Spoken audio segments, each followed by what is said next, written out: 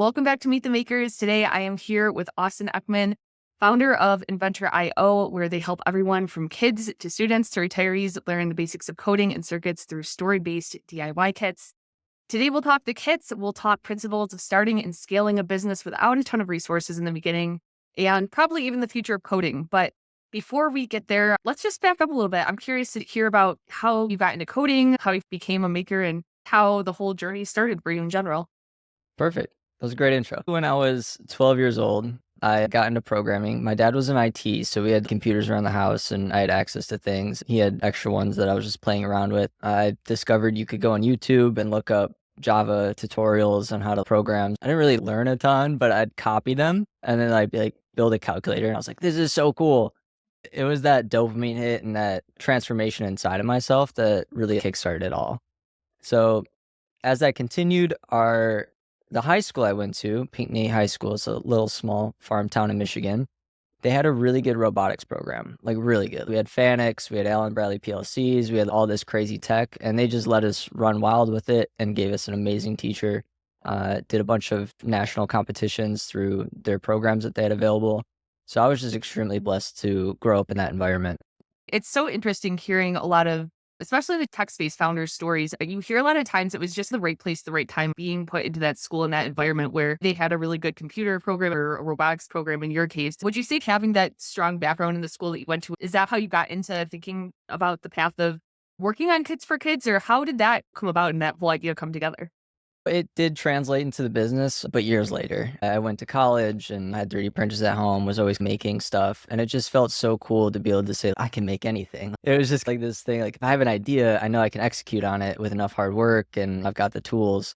School was a huge bonus. Like the program they had gave us massive amount of flexibility to go and build the work cells. They taught you how to use it, but also how to learn on your own as well. That was a huge component that I honestly didn't even find in college.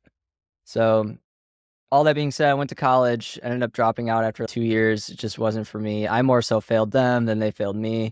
But yeah, I discovered e-commerce and that you could sell stuff online and make money. Some of my friends were doing it, selling hats. So I thought it was super cool and spent quite a while learning that without actually building a business. But then eventually it came around to like, all right, I got to execute on this. So we did STEM kits because it was just what I was extremely familiar with. I had confidence in that space and I realized that there was good stuff, like Arduino was around, Raspberry Pi was around at the time. So there were great brands, but none of them really onboarded people super well. They just handed you the tech and said, go run with it, which was great. There was a massive community around it too that would teach you all that stuff online. So yeah, that's how it translated to that. And years of failures and a lot of ups and downs before it eventually worked. We got it up and running. And the first kits we sold are embarrassingly bad. Looking back on them now, it's just like PDF guides we had with it. But I had $2,000 to my name. It was completely bootstrapped, no funding, still no funding. You just had to do what you had to do to get by. It's interesting hearing you say that. For people who are familiar with your brand, it's definitely grown quite substantially from where I'm imagining it started for you. A lot of people, especially if they haven't dabbled in business before, see successful companies and think you've got to be a trust fund kid or have some kind of venture capital So backing you to get things started. And I think it's really helpful for people to hear that you can start with a couple of $1,000s and build from there. One of the things you mentioned is the failures along the way. I think a lot of business people have a lot of failed businesses before their business takes off. Were there any yep. specific failed businesses that you had leading up to this that kind of played into your skill set to get there? Totally. Like failure as far as like profit to myself, yes, but I didn't fail as because at first I was just designing Shopify stores for $500 a store because I knew it's like, all right, I can pay my rent and also learn this new skill set along the way. And $500, like I can't mess it up that bad. And worst case, I'll just refund them. So I went with that at first. It wasn't a huge revenue driver whatsoever, but it got me thinking on a lot of time spent studying, buying books on sales and branding and doing a ton of studying to get my clients good results, which translated to me being able to launch a brand for myself and have a shortcut in a way because I knew a formula. Yeah, no, it makes sense. And I think sometimes too, with those do it for you services, it can be a good intermediary. You're still in a way working for somebody, but you're building business Yeah, skills along the way. So I think that's it's a really good option for people just looking to get their feet wet with it. Something I think that was important you said there is like it sounded like there was a gap in the market at the time. A lot of these companies, they were just providing parts, but they weren't necessarily providing a lot of education around what people had to do. For you, when you were looking to get things off the ground, was there any specific experience that made you feel like this is a gap in the market that I need to address? Or how did you like dial in on that being the piece you were going to serve in the market? So it took a bit of time. It was about a year until we were like really looking into the courses or PDFs we were offering at Yeah. the time. And we are like, nobody's going through these. Like they're just buying the tech because it's a good offer, a good price. We had a good relationship with suppliers. So it was a drop shipping model at the time. And it made sense from that, but nobody was going through it. And we were lucky enough to decide to build a community. We have Facebook groups now. We have two. And that's just been a massive help to us because we were just talking to the users that would join us there, and we're like, "Hey, what do you guys want? What would get you more engaged? What would be exciting for everyone?" Spending a ton of time talking with users was really the transformation. We gotta do storytelling. We need to give people a reason why they need to go through the training or why they need to do the next day in the training, and why they're doing the projects as well. Because a lot of people give real world examples, which are fun and all, like the traffic lights and stuff like that for learning, or like the dice, and those are cool and all, but it really struggles with the why. Like, why am I doing this? I don't think I'm gonna go and program traffic lights in the real world. So yeah, we gave it a fun twist and we were just playing around with storytelling. And that's where 30 Days Lost in Space came up. You crash your spaceship and you have 30 days to repair it, or you run out of oxygen. So yeah, it just starts with spaceship repair and you get the LED turned on. That's like turning on your cabin lights. I got 30 Days Lost in Space Yeah. out of it was a recommendation. A lot of people had been recommending it to me. I was into 3D printing, obviously, and I was looking into just dabbling more with projects that incorporated LEDs and things like that. So a lot of people recommended it and were really excited about it. And going into it, I've taken a stupid amount of courses on Mhm. everything that you could imagine in the world. What I think is unique about 30 Days Lost in Space and your products in general is the storytelling aspect to it. And I have to imagine, I don't know if it's you or somebody else on your team, but somebody there is clearly passionate about storytelling and maybe cinematography. It's a really cool way that you guys put it together and filmed it. It keeps you engaged throughout the day. How was that something that you were like, we need to make this more engaging and develop that more? Was it somebody else from your team who pulled that piece together? What did that look like? Because you guys did a really good job with it. In my studies of internet marketing, there was a big thing going on at the time that was 7-day challenges to get some result. So I took the challenge format and I was also learning a lot about storytelling through some of the marketers of the hero's journey. So Yeah. I wanted to incorporate those two and send people on their own personal hero's journey to get them results like when I was Yeah. 12. Oh, this is a change in the mindset. Not necessarily like they have to remember every line of code, Yeah. but it was Alex and I, my business partner, and we had a $500 camera, a green screen in my apartment for version 1. We spent 3 weeks nonstop cranking it out. We were just extremely passionate about the product, the storytelling, the immersion of it. It worked. It took us years to keep iterating it. Every year there's a new version that keeps coming out and we keep adding stuff to it. So it definitely wasn't all at once thing, but we keep improving it. When you guys were launching that first version, Mhm. was there any part of you that was like, I hope this works? I'm not sure if did you guys know that this was going to be successful? So yeah, basically what we did, which is another interesting trick, was we were talking to our community the whole time, so we were getting them amped up about it. We opened pre-orders right as soon as we started recording it. We already had secured the manufacturing and production for the kits, so getting the product to them wasn't really a problem. So we weren't worried about that. But yeah, we were pre-selling the idea, and we opened up pre-orders, like 60-day pre-orders, and we started getting sales in right away, and that was the proof this is worthwhile our time. I really suggest a lot of people do the pre-sale method because, like, worst case, you just refund everybody and you just change your idea up and you keep going. Nobody really loses. That's the approach we took, just doing pre-orders and working really hard to that. Yeah, I think pre-orders is a cool thing that I don't feel like a lot of people take advantage of doing that. And I don't know if maybe for some people, like if they're newer to business, I do think there's a level of intimidation of maybe taking people's money and not Totally. having the finished product ready yet. But yeah, just for proving the concept, I think that can be a really great way to just offer and seeing where the interest lies before you have to invest a ton of money. Now, for you guys, as things started to work, there was interest with the product. Clearly, things were going in the right direction. Was there any point where you were like, okay, this is the tipping point and we know that this is working. We know that we're going in the right direction. Any point where things really started to feel outside of that startup phase and maybe feel a little more serious for you? Yeah, we had one of our like a YouTuber posted a video and he only had 50 subscribers, but he posted a perfect video Yeah. ad for our thing. So I was like, let me buy the rights to it. And we ended up working with him a ton after that, like an absolute ton on our videos. But Yeah, once his video ad, we started running it and it really took off. So that's when we were able to scale super aggressively and we like 10x'd our business just from using that video ad as the creative. And that's when kind of everything changed of like, all right, we're hiring a bunch of agencies now. We're, running this more like a business. It was always run like a business. We're always Yeah. dedicating an Yeah. absurd amount of time to it, but we were at least getting more for our time. And that felt good. Yeah, I think that was the tipping point where everything started to take off. Gotcha. Like you said, it was always run as a business. You always had set time dedicated to it. And I think people underestimate the amount of effort that has to go into a project to get it off the ground. In the early days of it, or I guess even in the more current days, what did it look like in terms of time that you were devoting to it? Was this like a completely full time thing for you? Is it 24 hours a day? What was that looking like at that point?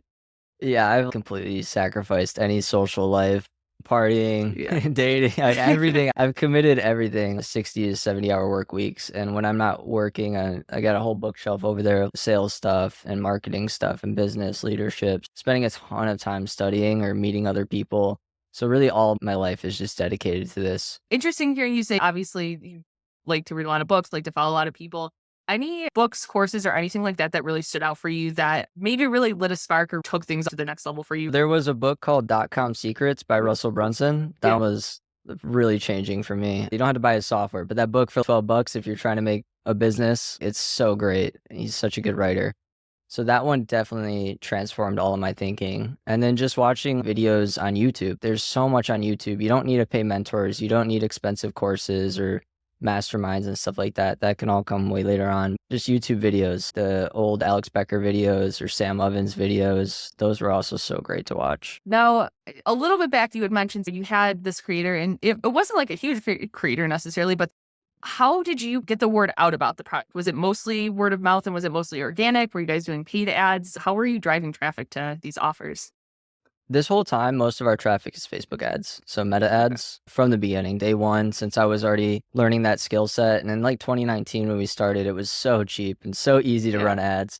So that really gave us a nice boost at the beginning. It's much tougher now, but I'm glad I've built that skill set over the last few years so I can still run them myself. Facebook ads, I've heard it's a treacherous skill to really get fully up to par with. I see a lot of agencies out there who offer services for running ads. I always think it's better if you can learn something like that yourself, but I do think there's a bit of an investment you have to do there of just testing.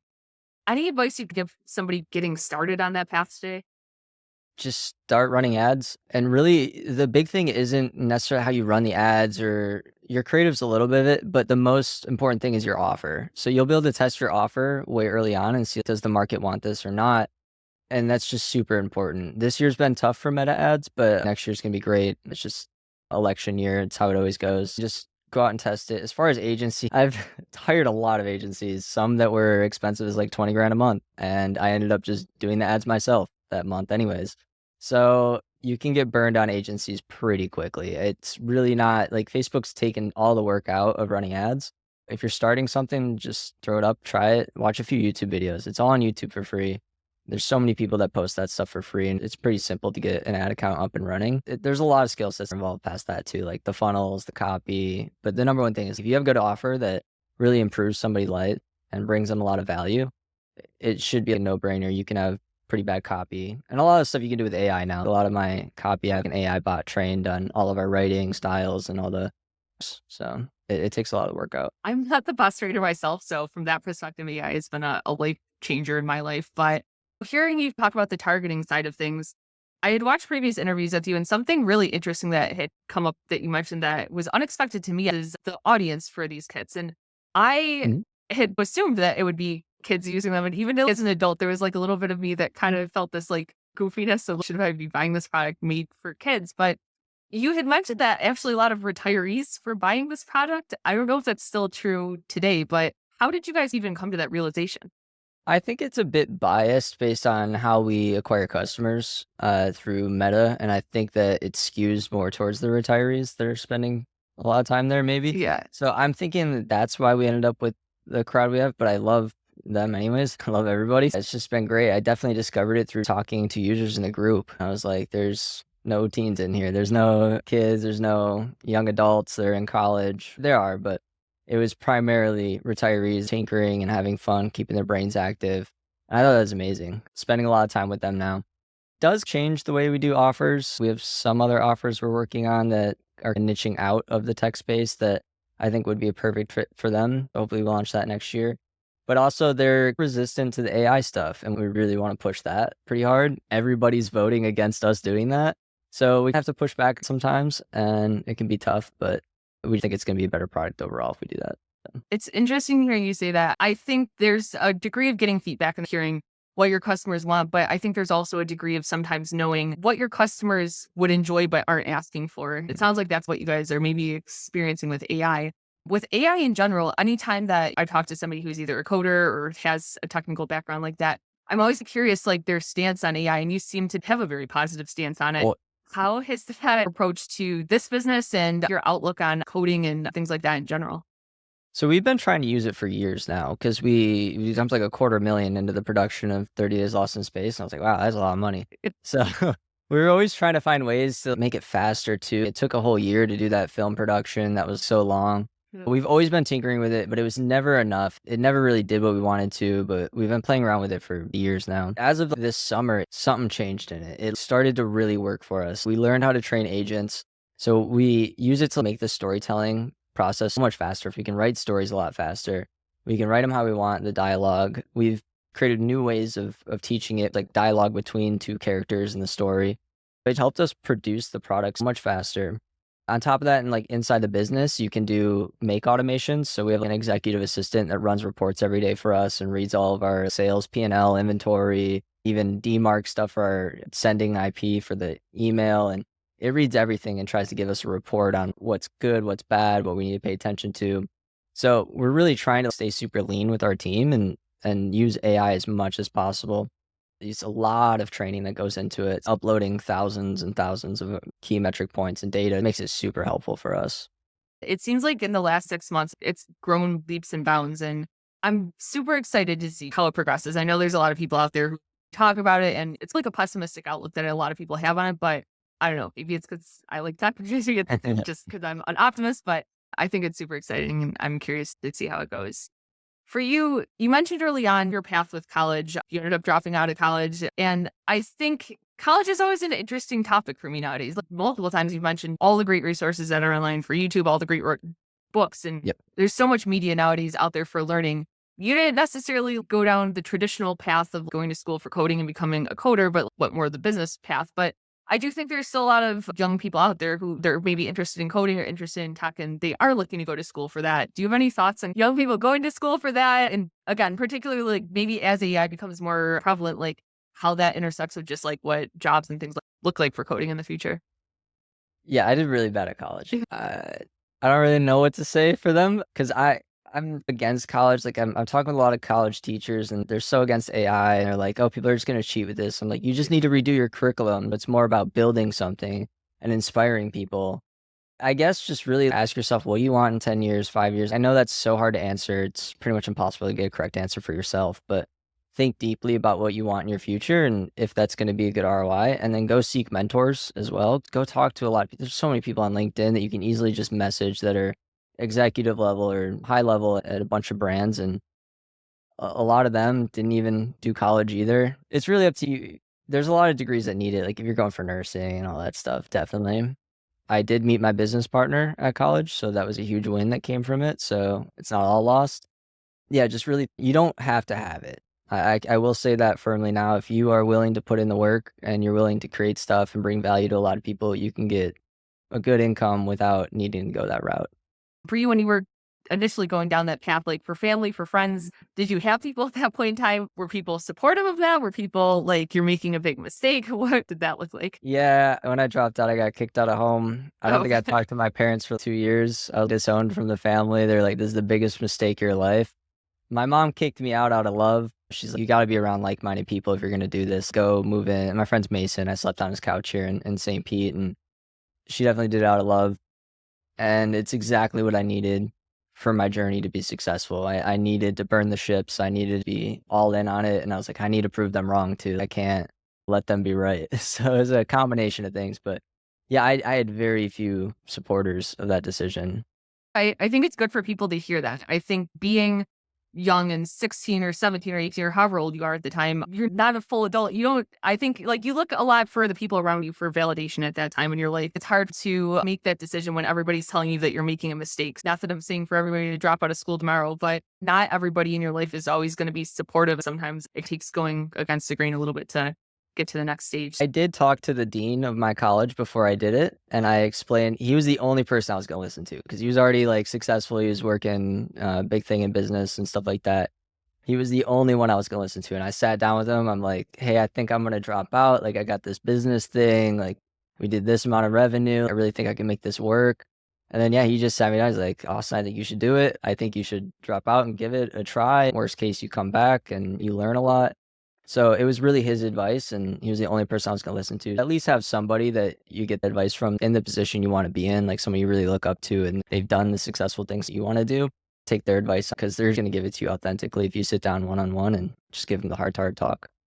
Yeah, I like that a lot. I think even if it's not going to be a relationship where you work with them or you have an ongoing relationship with them, reaching out to business owners or somebody in a position where you want to be, I think Mhm. that's something for me. My parents are great and successful in their own right, but they had a path that was different than what I wanted to. I think for me, sometimes seeking advice from other people was helpful. It's one of those things they don't really teach you in school to do, or they don't really tell you, but I think if you're young and you're looking to start things out, definitely finding that person who is where you want to be for that next step is definitely great. What's next for you guys and where you're going with things? Anything new and exciting that we should be expecting from you guys in the near future? And what are just like your hopes going into the future with us?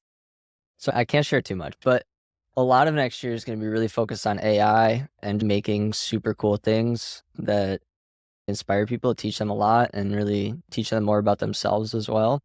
Hopefully also niching out, getting into other stuff like watchmaking kits would be really cool, so we're hoping to do that, along with a possible rebrand coming up soon, so a lot of stuff in the works, but I can't talk about too much. And Okay. then all of our venture kits are continuously getting updated, so we're gonna go back and refresh a lot of those and keep empowering our community.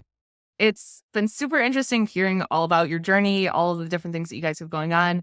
Well, for people who haven't tried one of your kits or people who just want to follow along with what's next, where can they find everything online for you guys? If you go to inventor.io or you look up 30 Days Lost in Space, that'll get you to our website. And the best place to start by far is 30 Days Lost in Space. We put an absurd amount of value into this, and we're even updating it this week with new challenges as the best spot to start. Awesome. Austin, I appreciate it so much for you taking the time to do this. Super interesting talking to you. And with that said, that has been Meet the Makers.